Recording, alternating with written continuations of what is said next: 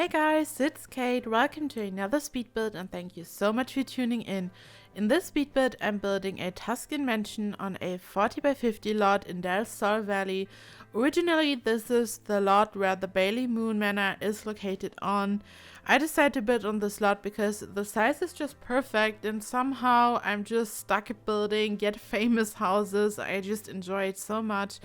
Actually, before building this, I tried lots of different things. I felt inspired to build some other stuff. I started building and then I kind of decided that this isn't really a good idea. Then I started to build another build, and another build, and then eventually I decided to build something that is Mediterranean, something Tuscan, something like this. Well, originally, actually, I planned to build something that looks Italian. I decided to build a mansion that has some kind of celebrity theme. And when you are thinking of some of the mansions that you can see in LA and in the whole LA area, there are many that have this typical Beverly Hills kind of style, like some of the mansions that I built in my last speed builds. But then there are also quite a few mansions that have this kind of Italian kind of feel to them. And then I was going for that very typical LA kind of style, like a mansion in this style that you would see there, but then I kind of got carried away. This happens a lot, I guess. And then this kind of happened and I just added more stuff and just had some fun with it. The one thing that I knew right away was that I want to use the arch that I'm using here, and I placed this one in the basement. So the bottom is hidden in the basement and you can only see the top because otherwise it would be too high. I used this method for the garage tutorial that I made in the past, and ever since I kind of figured that out, I also love to use it for stuff like this, because when you want to use some kind of arch, some kind of doorway, or the little wonderful base game wall decoration that also looks like a arch, you can use basements just to hide the bottom, and it's great, and it's just a lovely detail to create unique builds. I had no idea into which direction this would be really heading. I just knew that I would want to use this type of wall color. I think that it's very typical for a build like this. I knew that I would want to use the arches, and I kind of had to figure out how to fill the gaps. So I used this decoration that is also part of Get Famous, and I sized it up.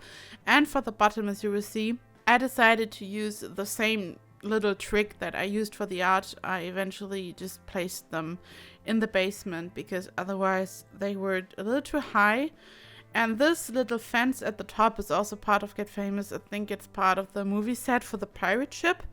I think it just looks so cool. It's just perfect. I wanted to have some kind of mix of very warm and light brown tones, but I also wanted to include some very dark chocolate browns because this way, I don't know, it just gave me that little Tuscan vibe. And this is the infamous base game debug object, the base game brick or whatever it is. I still have no idea what this is. I don't know what it is, but it looks like a brick. I love to use it like a brick. I'm using it just for some landscaping, and I think that the landscaping is the most fun part about this build. I really put a lot of love into the facade, but the landscaping around was just a lot of fun, and I think this is what makes this build what it is. When I started to add the landscaping, I felt like it really looks like some kind of Mediterranean build.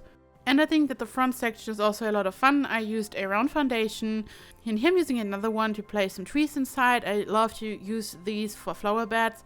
You can simply use the little round foundation piece and then you put 4 of them together and you have a completely round shape, but it depends on the size. When using the regular rounded foundation, this size is the perfect size for it to look round. If you make it bigger, it doesn't look perfectly circular, so you just have to kind of try some things and just play with the size a little bit until you have a gorgeous, perfect round shape. As you can see, I divided the whole front patio section into 2 sections. On the left side is one little place where your Sims can go up and they can go to the right into the house or to the front yard, but there is also going to be a door that leads to the back and into the house, like some kind of back door, but in the front, if that makes sense, just some kind of second door to enter the house. Again, I'm using the base game debug brick here just to add some kind of nice round shape in the front. Also, because I used it at the top, I wanted to use it at the bottom again to keep it balanced. Any kind of round shape is such an eye-catcher in this game. It makes builds look so much more unique and special. I just love to use them. I also think it's a lot of fun to place them. And you can simply create these type of shapes by placing objects in a kind of curved shape, as you saw. And here I was quite unsure what would be the right color, but then I decided to just keep it green because it just looks so lush and beautiful. So I just added some terrain paint to the little flower bed section here, and I used tons of these beautiful flowers. The color is just so perfect. It adds a lot of warmth. It just feels like summer in Italy or something. It just feels so wonderful. The feeling that I have when I look at this bird is just vacation and summer and fun, and I think it fits perfectly into the Sol Valley. It's just such a place where it barely or never really rains. It's just perfect. But to return to the whole creating round shapes topics, I kind of interrupted myself with some terrain paint, which is something that rarely happens in real life, I guess. But for real, this is a question that a lot of people ask me. I get this question a lot, how I place things so freely in this way. And you simply activate the Sims 3 camera. You can do that on the right hand top corner, and then you just hold down Alt. While you are holding down Alt, you press the left mouse button and move your mouse, and this way you can rotate objects completely freely. And this is really important to create a nice shape like this, a nice curve. And when you're pressing Alt, hold it down, but you're not pressing any mouse button, you're just moving the mouse, then you can place it freely. You don't have to place an object right on top of the grid. You can place it wherever you want, and in combination with bb.move objects, you can just basically create almost any type of shape. As you just saw, I decided to add a tower to the house. I just felt like the shape wasn't really perfect. There was something missing. The tower kind of, I don't know, I just enjoyed the shape of the whole house much more when I added the tower. I used lots of shelves all around the house. I love to do that. It just adds more detail, and it basically has the function of a frieze. I used a lot of rocks in this build, all around the lot almost, especially in the front, but also on the sides. I kind of wanted to create some kind of unique landscaping. I wanted there to be no hard edge between the surrounding area and the house. I kind of wanted the whole landscaping concept to kind of flow. I wanted to have nice slopes that aren't too steep. And then I just added some rocks all around. And here I'm working on the back of the house. Of course, it just stayed within the same theme, and I just did the same that I did in the front.